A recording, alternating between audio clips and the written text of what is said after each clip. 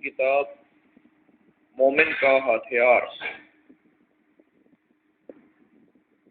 صفحہ 134، نظر بد دور کرنے کا نبوی نسخہ۔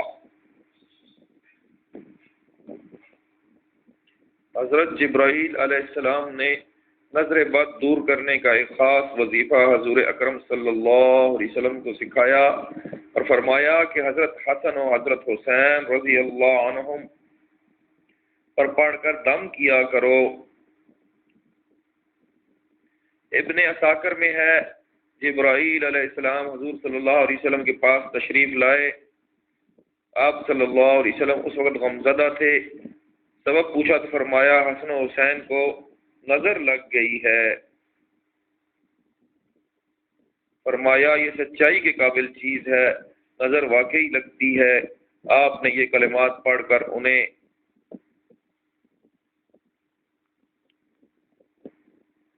حفاظت میں کیوں نہ دے دیا، اللہ کی حفاظت میں۔ حضور صلی اللہ علیہ وسلم نے پوچھا وہ کلمات کیا ہیں؟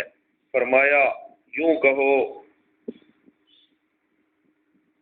اللہم ذا السلطان العظیم والمن القدیم ذا الوجہ الکریم ولی الکلمات التامات والدعوات المستجابات عاف الحسن والحسین من انفس الجن واعین الانس۔